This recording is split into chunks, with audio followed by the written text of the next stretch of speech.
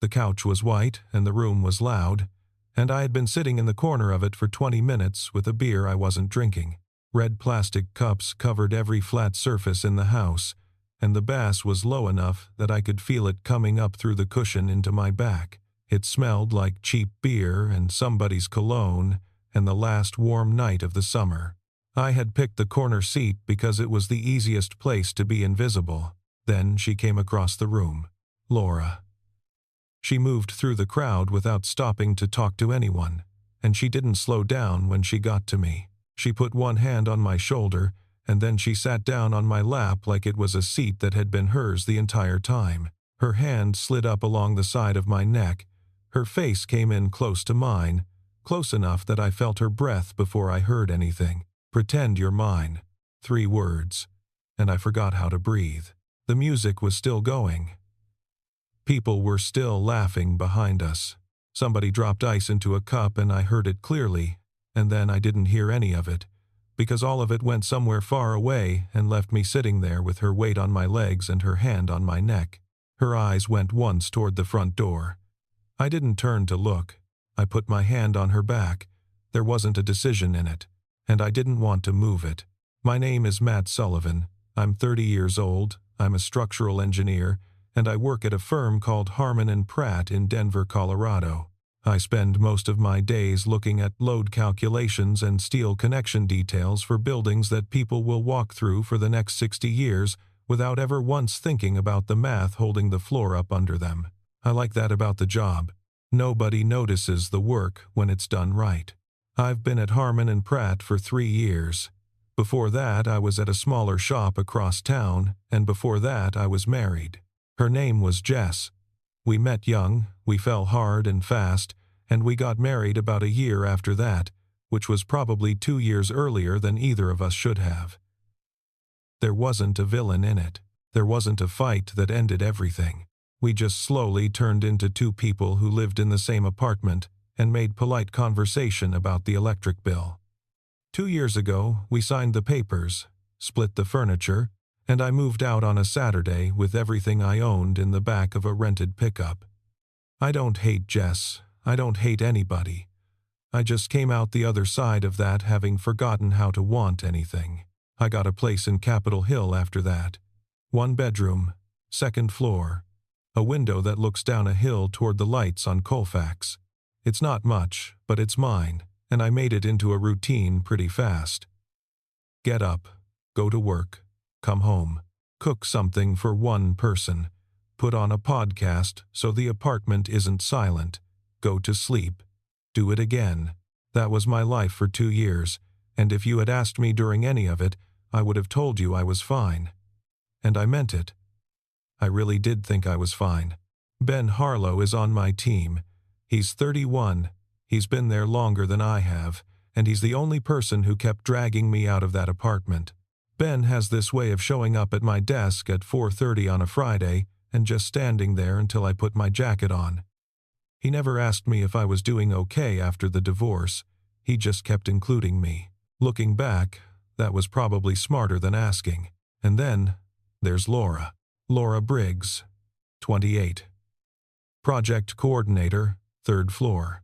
She started at the firm around the same month my marriage ended, which is a detail I didn't think about for a long time and then couldn't stop thinking about later. I met her at orientation in a conference room with bad coffee, and we said maybe 15 words to each other. Different department, different floor, different world. For the first year I knew her, she was a name in email threads and a person I nodded to in the elevator. She's quiet. That's the thing people notice about her first, and it's the thing people get wrong about her. Quiet the way deep water is quiet. She would sit in a project meeting saying nothing for 40 minutes, and then ask the one question that made everybody stop and reopen the drawing set. She had a stillness to her that made the rest of the room look like it was trying too hard. About 14 months before that party, something started happening on Monday mornings. I'd come in around 7:40, and there would be a coffee on my desk, always the same thing. An oat milk cortado from a place called Kettleman's, in the paper cup with the brown sleeve, still warm enough that the cardboard was hot in my hand when I picked it up. The first time, I thought somebody had set a drink down at the wrong desk. The second time I asked around, and Laura said, without looking up from her screen, "Kettleman's is on my way." It's not a thing, and I believed her. Of course I believed her. Why wouldn't I? People say things like that all the time, and you don't sit there examining the sentence, you just say thanks and drink the coffee. Every Monday. 14 months. I never once asked her when it started. Then, about 6 months before the party, there was a group lunch. Somebody's birthday. One of those things where 9 people crowd into a booth at a place with too many televisions. Somebody asked me what my 5-year plan was. And I said, without thinking about it much, "Honestly, I still don't really know where I'm heading." I said it lightly. Everybody laughed. The conversation moved on.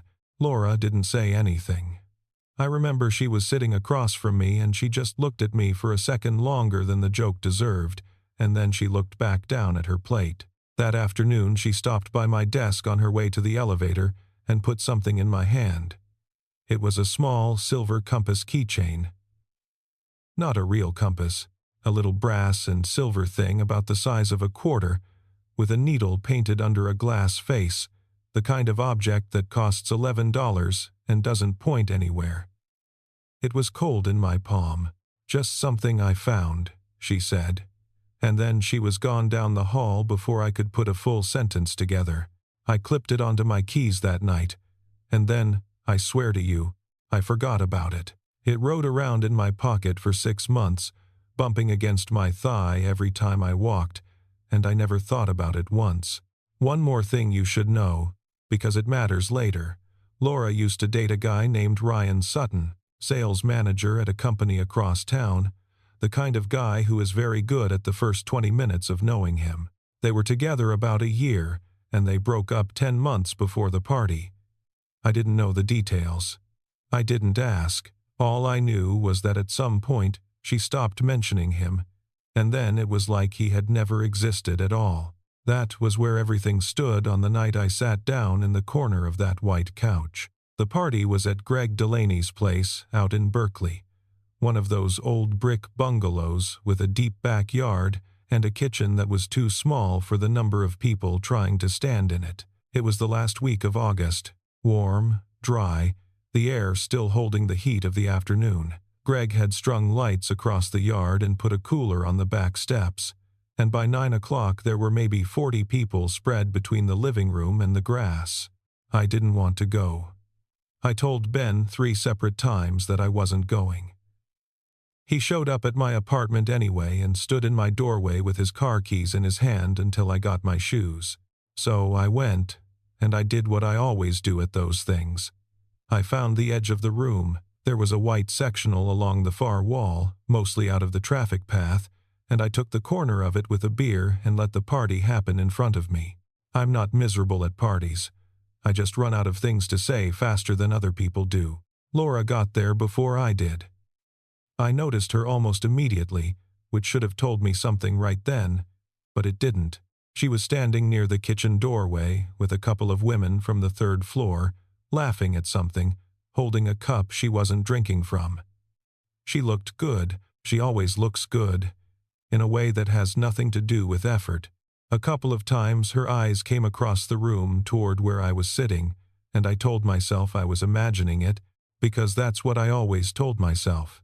About 45 minutes in, the front door opened. Ryan Sutton came through it the way he comes through every door, like the room had been waiting on him. Loud handshake for Greg, loud laugh for somebody's joke he hadn't heard the setup to. He hadn't been invited, not by Greg anyway. He knew a couple of people there through friends of friends, and that was enough of a door for him. I watched Laura see him. She was mid-sentence, and she stopped. Just for a second. Her whole body went still, and her hand tightened around that plastic cup until the sides of it flexed. Then she picked the sentence back up and finished it, and if you hadn't been looking directly at her, you would have missed the whole thing. I was looking directly at her. I want to be fair to myself here. At the time, all I registered was that she didn't want to talk to him. That's a normal thing. People have exes they'd rather not run into at a backyard party, and the polite thing to do is notice and not comment. So, I noticed, and I didn't comment, and I went back to my beer like a man who has correctly read a room. I had read exactly nothing. Ryan started working the room. That's the only way to describe it. He didn't walk straight at her, because that would have been obvious. He went the long way. 10 minutes of shoulder slaps and how have you beens, drifting counterclockwise through the crowd, and every single one of those stops moved him 3 feet closer to where Laura was standing. Anybody watching the pattern could see where the pattern ended. Laura saw it too. She set her cup down on the counter. She crossed the room, and she didn't stop when she got to me, her hand on my shoulder, her weight settling onto my legs, her hand sliding up the back of my neck and her mouth at my ear, and those 3 words, "Pretend you're mine." My hand went to her back before my brain caught up with any of it. I want to be honest about that because I've thought about it a lot since. I didn't decide to put my hand there. Some part of me that had been asleep for 2 years just woke up and moved. Ryan got to within about 8 feet of us and stopped. I saw it happen over her shoulder. He came around the end of the couch with the smile already loaded, and then the smile hit something. It didn't fall off his face, it just stopped meaning anything. He looked at her, and then at me, and then at her hand on the back of my neck, and he did the math. Then he laughed at nothing, said something to the guy next to him, and turned away. That should have been the end of it. He was gone. The reason was gone. She didn't move. 5 minutes. 10. 20. She stayed right where she was, and she started talking to me like it was the most ordinary thing in the world. She asked about the retrofit project I'd been buried in for a month. She asked whether I'd finally taken the ladder back to the hardware store. She asked what I was doing that weekend, and I answered her, or I tried to, while my heart was going hard enough that I was sure she could feel it through my shirt. Here's the thing I noticed, and then didn't let myself finish noticing. Her breathing was steady. Her hands were warm. She wasn't tense. She wasn't scanning the room for him. If you sit that close to somebody who is scared of a person in the same house, you feel it, in the shoulders, in the way they hold their spine. There was none of that in her. She was comfortable. She sat there like she was somewhere she had been trying to get to for a long time and had finally arrived. I didn't put that together. I want you to understand how completely I didn't put that together. I sat there with a woman on my lap, telling myself a story about how she needed cover from her ex-boyfriend, and I never once asked myself why the cover lasted long after the ex-boyfriend had walked out to the backyard.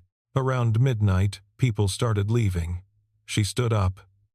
Just stood up, easy, like she'd been sitting in a chair, and the space between us came back all at once, and it was enormous. "Thanks, Matt," she said. "I owe you." And she went. I sat on that couch for another 15 minutes after she left. The cushion was still warm where she had been. I remember putting my hand flat on it without meaning to, and then taking my hand back like I'd been caught. I could feel my keys in my pocket, that little compass pressing against my leg through the fabric, and I didn't think anything of it at all. Then I drove home and lay in bed with my eyes open until 2 in the morning. Monday came. The coffee was on my desk. That's how I knew nothing had officially changed. Same cup, same brown sleeve, same warmth, except Laura set it down and kept walking, faster than she used to, and she didn't wait for me to look up and say thank you, and I started doing something I had never done before, which was watching for her in the hallway, not on purpose. My eyes just started going to doorways.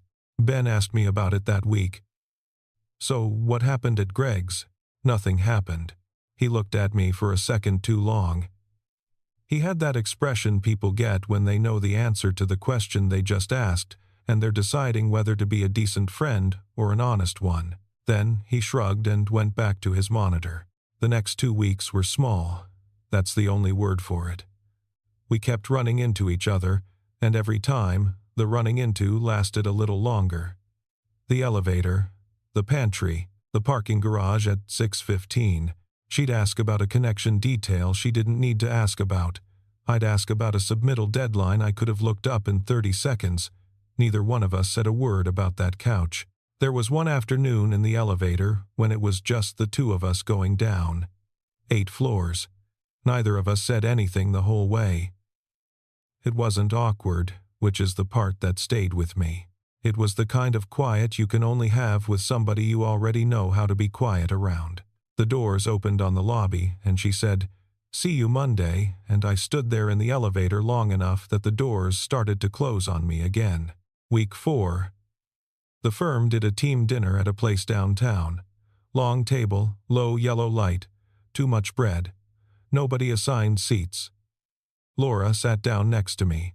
Halfway through the meal she leaned over. She didn't touch my arm so much as tugged the cuff of my sleeve. 2 fingers, an inch. "Ryan's been texting me again," she said. "He might show up at the client mixer next week. Can you keep doing what you did?" I said, "Yeah, sure." I said it like it was nothing. Like she'd asked me to grab a chair from the other room. And meanwhile, something in my chest was doing a completely different thing, because even then, even that stupid, some part of me understood the arithmetic. Nobody asks a person to play their boyfriend twice if the first time was nothing. The client mixer was the following Thursday. We went together. Nobody thought twice about it because we work at the same firm and people share rides.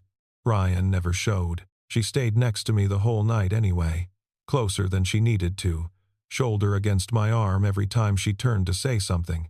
And I stood there in a hotel event room with a glass of wine I didn't want, doing the math on a threat that hadn't arrived, and I didn't drop the part. Neither did she. Week 6 is when the floor started to move under me. I was in the pantry rinsing out a cup when Kate Paulson came in. Kate's in HR, she's 29, and she's Laura's closest friend at the firm. She saw the Kettleman's cup on the counter and made a little sound, half a laugh. She's been doing that coffee run since, like, way before you even noticed. I looked up. Kate's face changed. Not much. Just the smallest correction. The way somebody's eyes go when they hear their own sentence land a half-second too late. She said something about the espresso machine being broken again, and she left. I stood there with that cup in my hand. Way before you even noticed. Not since spring. Not since the project started. Before you noticed, which is a sentence that only makes sense if there was something there to notice, and if it had been there long enough that somebody else got tired of waiting for me to see it. Then I pulled my keys out of my pocket and looked down at the compass hanging off the ring, the little painted needle. The glass face with a scratch on it now from 6 months of riding around against my apartment key. "Just something I found," she'd said, and I remember thinking, very slowly, the way you think when you're about to understand something and you're not ready to. "I've seen that keychain somewhere else. I've seen a second one exactly like it. Who just happens to find 2. 2 months after the party, on a Wednesday, I was sitting at the bar at the Tap and Rail.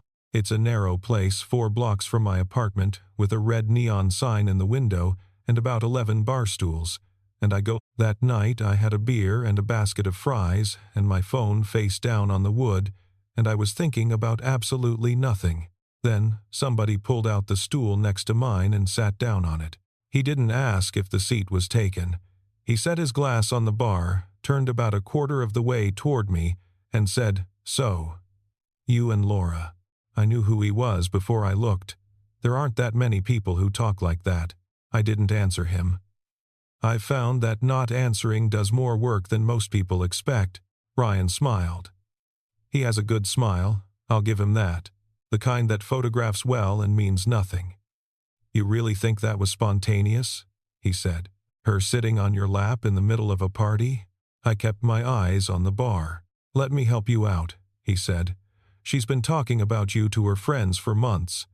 Since way before that night. I know because people tell me things. And she knew I was going to be at Greg's, because I RSVP'd in the group chat, and she saw it."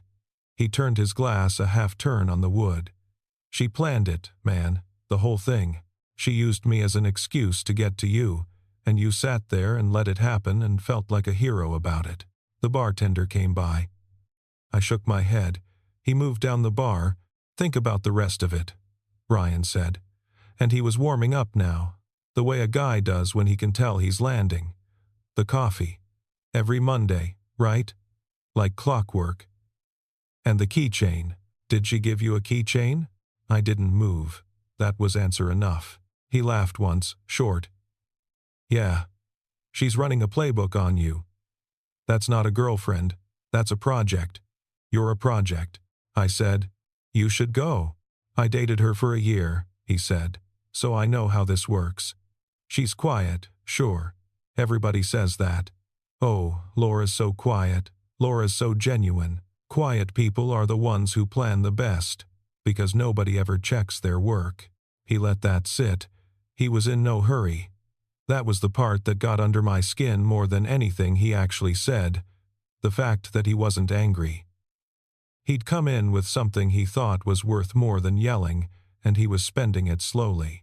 "I'm not trying to wreck anything for you," he said, which is a sentence that has never once been true. "I just don't like watching a guy get walked into something and not know it." Then he stood up, dropped a 20 on the bar for a drink that cost $7, and put his hand on the back of my stool as he went past. "Ask her about the keychain," he said. "Ask her if she just found it." And he was gone, and the door swung shut behind him, and the neon buzzed in the window. And I sat there for another 40 minutes without touching my beer. I walked home. It was cold by then, late October, the kind of Denver night where the air goes thin and sharp after dark. When I got inside, I didn't turn on the lights. I sat on the edge of my bed with my keys in my hand and turned that compass over between my fingers. And that's when I flipped it. 6 months I'd carried that thing, and I had never once looked at the back of it. Why would you? It's a keychain. But there, on the reverse of the little silver disc, so small and so shallow that you'd only see it if you tilted it toward a lamp, there was an engraving. 2 letters. Maybe. It could have been a manufacturer's mark. It could have been a scratch.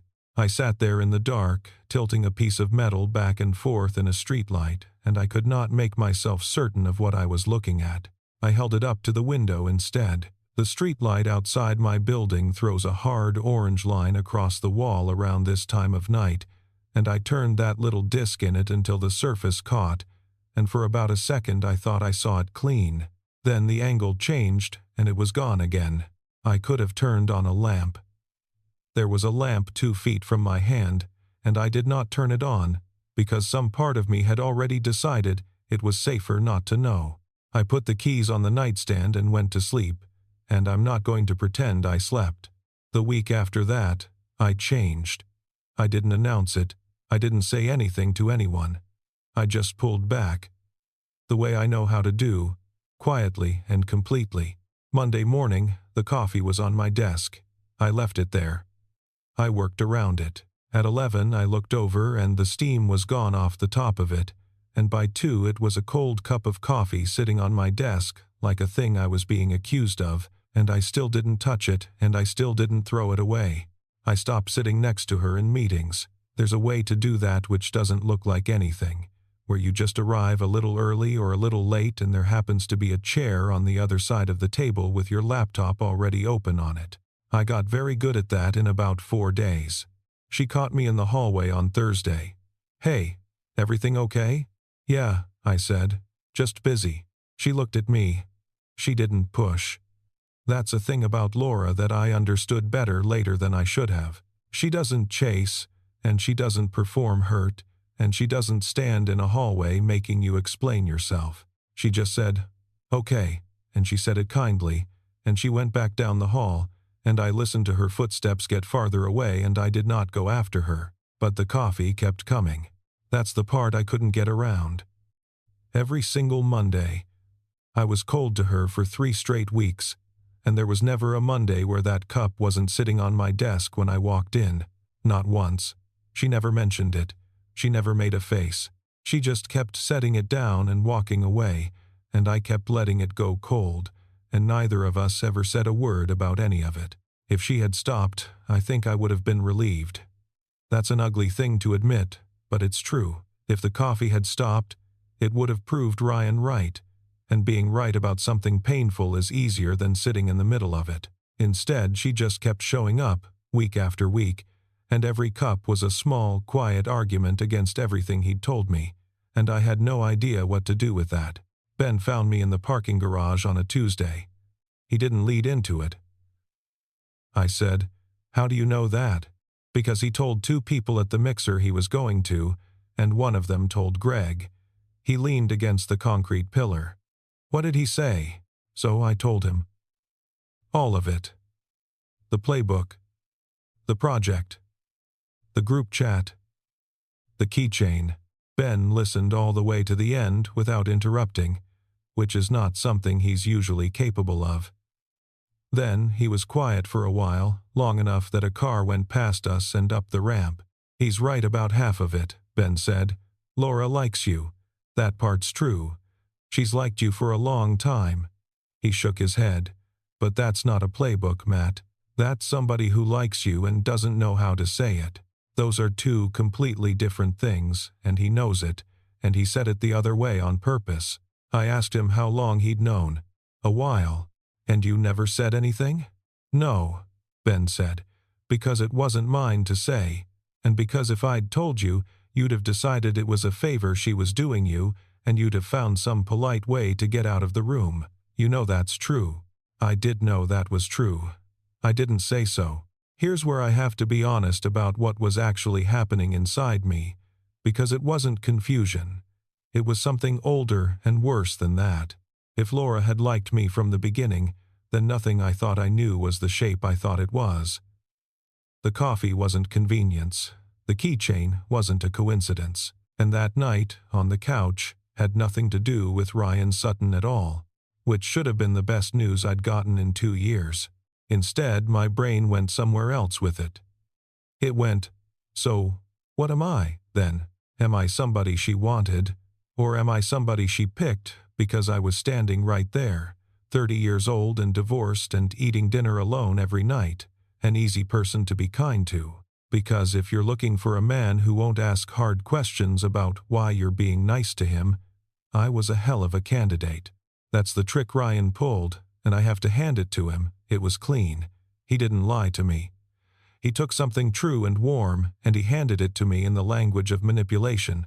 Planned, playbook, project. Every one of those words was pointed at a real fact, and every one of them poisoned it on the way in.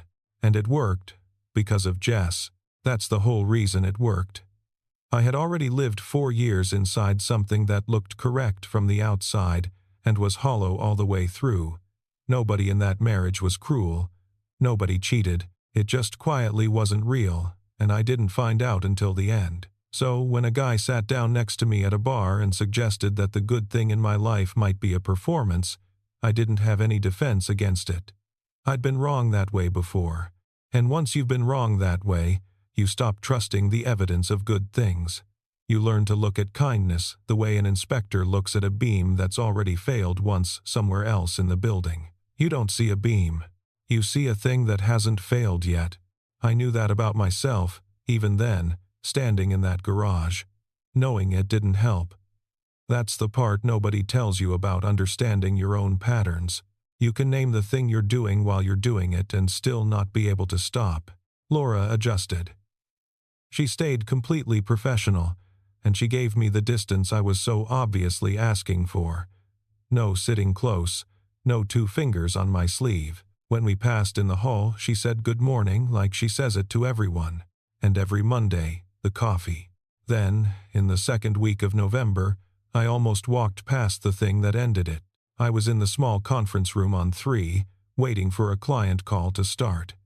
Laura had been in there before me for a different meeting, and she'd left her bag on the chair by the door and gone to find a charger.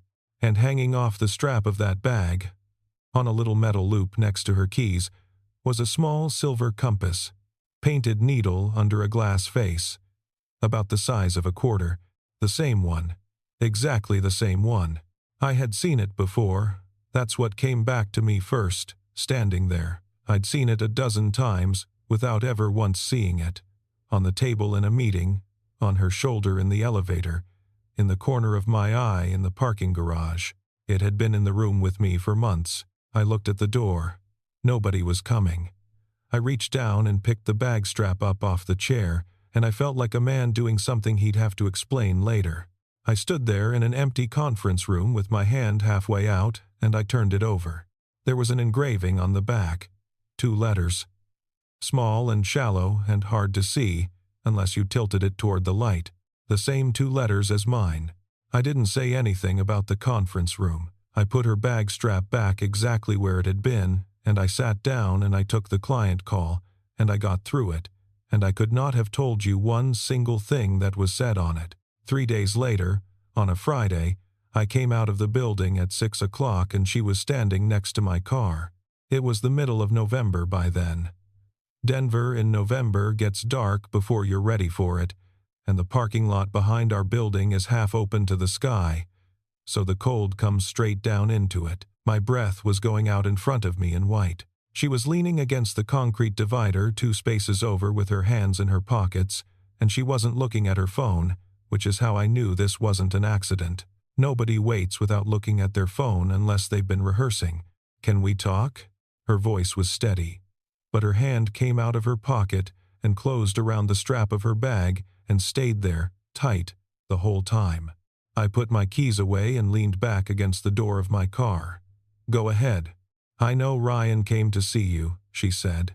"I know what he told you. Most of it, anyway. He made sure it got back to me." I didn't say anything. There was a car alarm going somewhere 2 streets over, and I remember counting the cycles of it, because that was easier than looking at her. I'd had 2 months to build a version of this conversation. In every version, she explained, in every version, she softened it, or reframed it, or told me Ryan had twisted things, and I would get to stand there and decide whether or not to believe her. And then she said the thing I was not prepared for. "He's right, about most of it." I looked up at her. In 2 months of turning this over in my head, in every version I'd run, I had never once landed on the possibility that she would just say that. She didn't defend herself. That's what I remember most clearly. She stood there in the cold and told me the whole thing in a flat, even voice, the way you'd read a list, and she never once tried to make any of it sound better than it was. She said she'd started liking me about 14 months ago. Not at orientation, not right away. It happened somewhere in the middle of a bad project, the kind where everything is late and everyone is short with each other. She said there was a Thursday on that job when a subcontractor called her at 7 at night to yell at her about a submittal she hadn't touched, and she was standing in the hallway taking it, and I came out of the stairwell, saw her face, and just stood there until the call was over. I didn't say anything. I didn't ask what it was about. I just didn't leave her alone in a hallway. I don't remember that. That's the part that got me. She built 14 months on a Thursday I have no memory of. She said I was the only person on that job who never got sharp with anybody. And she noticed, and after that, she couldn't stop noticing. She said the coffee was never on her way. Kettleman's is 2 blocks out of her way in the wrong direction. She'd been leaving her apartment 9 minutes earlier every Monday for 14 months, so she could walk those 2 blocks, buy 1 cortado, walk back, and put it on my desk before I got in. She said the keychain wasn't something she found. She went looking for it. She spent an evening online after that lunch, after I said out loud in front of 9 people that I didn't know where I was heading, and she bought 2 of them, and she had them engraved, and she gave me one and kept the other one on her bag where I would see it every day. And then she said the part about the party. I knew Ryan would be there. I saw it in the group chat. And when he walked in, I did want to get away from him. That part's true. She stopped. Then she said, "But I could have gone and stood with Kate. I could have gone out to the yard. There were 40 people in that house, and any one of them would have worked." She looked at me straight on. "Ryan was the excuse. You were the reason." I want to be clear about how she said that. Not desperate, not pleading. There was no shake in it. She said it the way you'd read a number off a drawing, because it was simply the fact and she had decided to stop carrying it alone. "I didn't know how to tell you," she said. "You were so quiet after the divorce. You never asked anybody for anything. Not once, in 2 years, and I thought if I just kept showing up, if I did enough small things, eventually you'd look up and see it and I wouldn't have to say it out loud. She let out a breath that came out white in the cold. That was a coward's plan. I know that. But I was terrified that if I said it, you'd be nice about it, and then it would be over, and I'd lose the Mondays too. There was a long stretch of nothing after that. A car started up on the far side of the lot. Somewhere out on Broadway, a bus went past. I said, "The keychain?" She waited. "What's on the back of it?" She looked down at the concrete. "Our initials," she said. "M and L. Both of them. On both of them." I took my keys out of my pocket. The compass came out with them. Cold, the glass face scratched up now from 6 months of riding against my apartment key. There's a light on a pole at the corner of that lot, and I stepped under it and tilted the little disc until the engraving caught. It took a few tries. You have to get the angle almost exactly wrong before it comes right. Habila. Clear as anything. It had been clear the whole time. All you had to do was hold it up to a light. 6 months I had carried that thing in my pocket and never turned it over. "I'm not asking you to pretend anymore," she said. "I'm not asking you for anything. Honestly, you don't owe me a conversation and you don't owe me an answer. I just needed you to know that it was real, all of it, that's all." And then she turned around and walked away. I heard her shoes on the concrete the whole way to her car. It's a big lot and it took a while. She didn't look back, and she didn't slow down, and she didn't do that thing people do where they leave a little door open behind them. She just went. I stood under that light with my keys in my hand for a long time. Long enough that the cold got through my jacket and into my shoulders. Long enough that the motion sensor on the pole gave up and clicked off, and I had to move my arm to bring it back. I could have gone after her. I've thought about that 100 times since. She was 40 seconds away. I didn't, and I'm not entirely sorry about it, because I would have said something half-formed and generous just to make the moment stop hurting, and she deserved better than a man being kind at her out of reflex. The compass was lying flat in my palm, and it doesn't point anywhere. It never has. It's $11 worth of painted metal. The wind came across that lot, and it was cold, and for the first time in a long time, cold wasn't the same thing as bad. Here's what happened over the next 2 weeks. Almost nothing. I didn't avoid her anymore. But I didn't move toward her either. I said good morning. I sat wherever there was a chair. I answered her emails the way I answer anybody's emails. From the outside, I'm sure it looked like a man who had heard something and decided to let it go quietly. That's not what it was. I was working. Monday came and the coffee was on my desk. Because, of course, it was. And this time, I picked it up and I drank it. All of it. And then I did something small and deliberate, which was that I left the empty cup sitting on the corner of my desk instead of throwing it out. It sat there all day. She walked past my desk that afternoon on her way to the copier. I saw her see it. Her step slowed for maybe half a second, no more than that, and then she kept going. The next Monday I did it again, drank it, left the cup out, and the Monday after that, 3 empty cups on the corner of my desk in a row, which the cleaning crew must have thought was a hygiene problem and which was, as far as I was concerned, an entire correspondence. That was the entire conversation. That was everything either of us said that week. I thought a lot about Jess in those 2 weeks, more than I had in a year. And what I kept coming back to was that our marriage was never cruel. There was no betrayal in it. It just didn't have anything in it. Nobody was going 9 minutes out of their way. Nobody was ordering 2 of something and having letters put on the back where you'd only find them if you bothered to look. We were 2 decent people who never once inconvenienced ourselves for each other, and it took me until I was 28 to learn that this is what an empty thing feels like from the inside. It doesn't feel like pain. It feels like fine. And here's the thing about that word. For 2 years I had been walking around inside the safest sentence in the English language. I'm fine. It never asks anything of you. Nobody follows up on fine.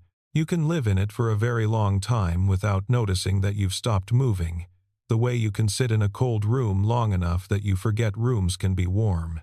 Somebody had been standing outside that room for 14 months, knocking about as gently as it's possible to knock. And then one night in the first week of December, I was sitting in my apartment with the lights off and the window open, and I had that compass in my hand again, and I finally asked the question the right way around. Ryan said she planned it. All right. So what was the plan? The plan was to buy a man a coffee every Monday for 14 months and never mention it. The plan was to spend an evening finding a small gift for somebody who'd made a joke about being lost. The plan was to sit down next to him at a dinner nobody assigned seats at. The plan was to stand in a freezing parking lot and tell him the entire truth about herself and then walk away without asking for one single thing in return. That's the playbook. That's the whole manipulation. Every single item on that list costs the person doing it something and gains them nothing unless it works. And she ran it for 14 months with no guarantee at the end of it. Ryan called that scheming because he needed a word that would make me flinch. There isn't a word in his vocabulary for what it actually was. If that's a plan, it's the kindest plan anybody has ever run on me. I sat there another minute. Then I got up, took my jacket off the hook, and went out the door. She lives in a walk-up off 7th, and I'd only ever seen the building from the outside, from the one time I dropped her off after a work thing. I stood in the stairwell for probably a full minute before I knocked, which I'm not proud of, but I want the record to be accurate. Then I knocked. She opened the door and saw me and didn't say anything. She just stood there in the doorway with her hand still on the edge of it. Behind her I could see a lamp on and a book face down on the arm of a couch and the sound of a kettle that had gone quiet a while ago. I held up my keys. The compass swung on the ring, and I let it swing, and I said, "I think I know where I'm heading now." She looked at the compass. Then she looked at me. She didn't smile, and I've thought about that a lot, because I expected a smile, and what I got was something better. She looked at me the way you look at a thing you'd stopped letting yourself expect. Then she stepped back from the door and I went in. Nothing happened that night. I mean that literally, and I mean it as the good part of the story. There was no kiss in the doorway. Nobody grabbed anybody. She made tea in 2 mismatched mugs, and we sat down on opposite ends of her couch, and we talked until almost 3 in the morning, about the divorce, and about her, about work, and about the 14 months, and at some point she pulled her feet up under her, and at some point I stopped keeping track of time. The whole way through it, neither of us was performing anything. That was the strangest part. I had spent 2 months next to that woman playing a part, and it turned out that with the part gone there was more to say, not less. At one point she asked me why I'd come. Not in a loaded way. She actually wanted to know what had moved. After 2 weeks of nothing, I told her about the empty cups, that I'd been leaving them out on purpose, and had assumed she'd understood, and that I'd been sitting in my apartment for 2 weeks, conducting a conversation with a woman entirely through disposable cardboard. She put her hand over her face and said, "I thought you were just being messy," and we sat there on her couch at 1 in the morning, laughing about it, and I thought, this is the first thing in 2 years that has surprised me in a good way. I left at 3. I hugged her at the door. That's all. We went slow after that, genuinely slow, not slow the way people say it and then move in after a month. December was lunches, 3 blocks off from the office at a little counter-service place that made bad soup, because we'd both independently decided we didn't want the firm turning us into a topic. It was walking to the light rail together after work with our hands in our own pockets. It was long text conversations at 11 at night about absolutely nothing. I didn't kiss her until the 2nd week of January, on a Tuesday, standing on the sidewalk outside that soup place in the cold. And even that took me about 4 minutes of standing there first. I know how that sounds. 2 months from a knock on a door to a kiss on a sidewalk is not the pace anybody would write into a movie. but understand what both of us were carrying. She had spent 14 months being careful, and I had spent 2 years being nothing, and neither one of those things unlocks on a schedule. We were both handling something we'd already decided we couldn't afford to drop. In January, she came over and I cooked for her for the first time. Nothing ambitious, chicken and rice and whatever vegetables the store had. She sat up on my kitchen counter with her feet hanging off the edge and drank a glass of wine and narrated my knife technique like a sportscaster, and about halfway through she got quiet and said, "You want to know what I thought the first time I saw you? At orientation?" I said yes. I thought, that's a guy who forgot how to want things. I stopped with the knife halfway through an onion. I stood there for a second. Then I said, that's exactly what I was. She didn't make it into a big moment. She just said, I know, and asked me if I was ever going to turn the burner down. That's how she does everything. She'll say the truest sentence in the room and then immediately hand you something small to hold so you don't have to react to it.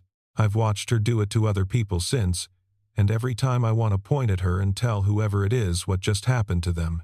February, Ben caught me at my desk. He'd been watching me for a couple of weeks the way he does, which is to say, obviously, "You're different," he said. I asked him different how. "You smile at nothing now. You'll just be reading a spec and you'll smile." It's honestly unsettling. I didn't argue with him. There wasn't anything to argue with. Ryan sent one more message. It came in the middle of a Saturday in March, and Laura read it and then turned her phone around and handed it to me without a word, which is a thing I still think about. She didn't hide it, and she didn't make a production out of not hiding it. She just handed it over. It said, "Hope he's worth it." I gave the phone back.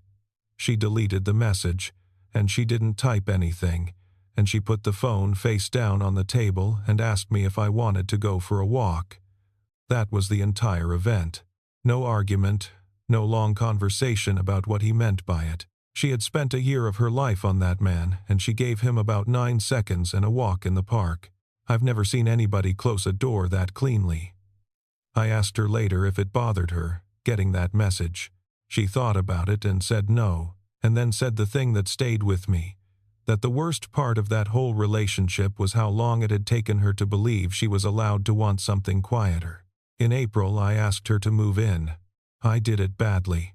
I'd had a whole thing planned, and I got about a third of the way into it and just said the sentence. She said she needed to think about it, and I said of course, and then I spent 48 hours doing the thing where you replay your own voice back at yourself and wince. 2 days later, she came over after work with a small box in her hand. She didn't say anything about it. She set it on the little shelf by my front door where I drop my keys, and she opened it, and inside was the second compass. Hers, off her bag, off the metal loop, the glass a little cleaner than mine because she hadn't been carrying it in a pocket against a house key for a year. She set it down on the shelf right next to mine. 2 little silver discs, side by side, on a shelf by a door. I looked at them and thought about the 2 of them being apart for a year and a half. One in a pocket on the 5th floor and one on a bag strap on the 3rd, 4 floors and about 40 feet of concrete between them the whole time. Now they're in the same place, she said. That's how she said yes. Let me jump ahead, because the rest of it doesn't need much telling, and because the good part of a life is famously boring to hear about. It's a little over a year after that party now, 15 months, if you want the number.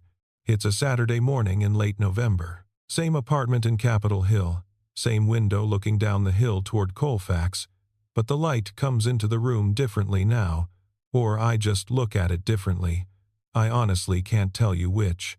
There are 2 pairs of shoes by the door.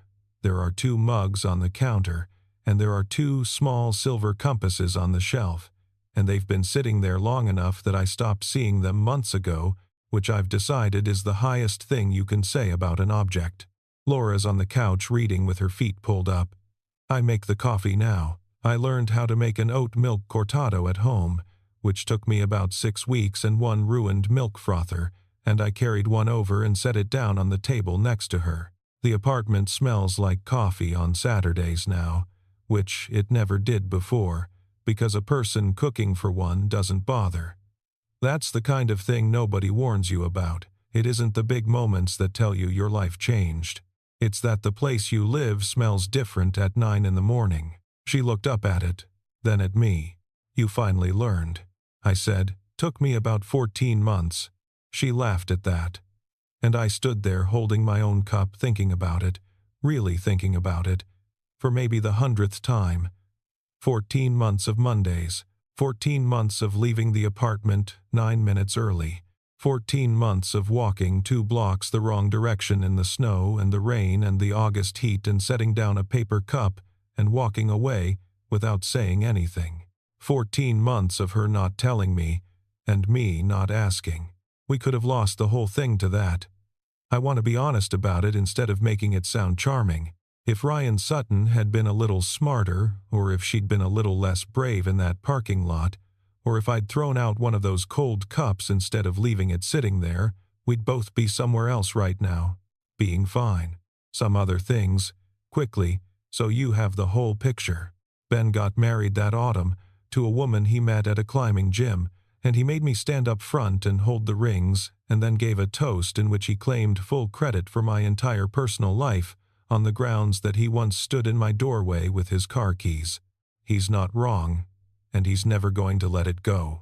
Kate left the firm in the spring for a better job at a hospital system, and Laura still gets lunch with her once a month, and I have thanked that woman exactly once for the sentence she said in the pantry, and she has no idea why I'm still bringing it up.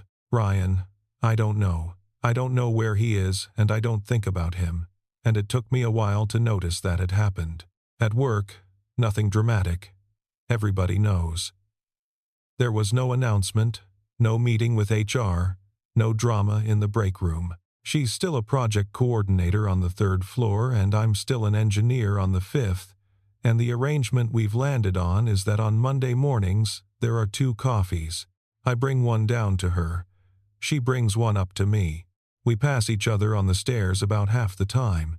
I think about Ryan Sutton's words sometimes. Planned. And here's the thing. He was right. She did plan it. I've stopped arguing with that part, because arguing with it means pretending she didn't mean any of it, and she meant all of it. But look at what the plan actually was. The plan was to be there. Every Monday morning. Every group lunch.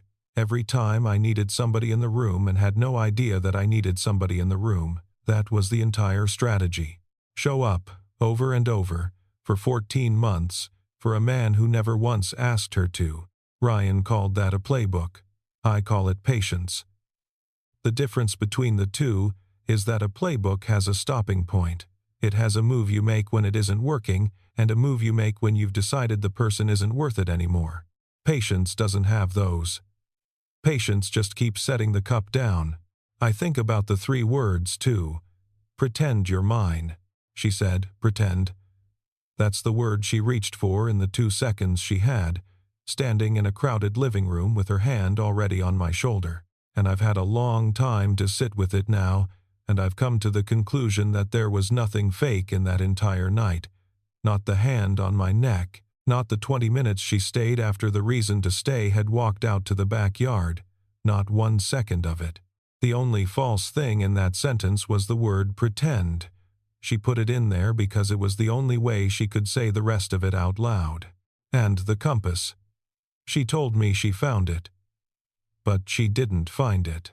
She went looking for it, on a weeknight, at a kitchen table somewhere, because a man she liked had made a joke at lunch about not knowing where he was going, and she was the only person at that table who heard it as something other than a joke. She went and found a small object that meant you are not as lost as you think you are, and she had our initials put on the back of it, where I wouldn't see them unless I bothered to turn it over.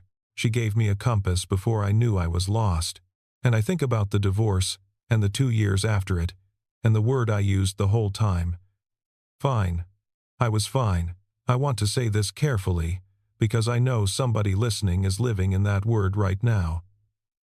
Fine isn't the same as enough. Fine is just the waiting room. It's what it feels like to have stopped reaching for anything, and the terrible thing about it is that it doesn't hurt, so you can stay there for years.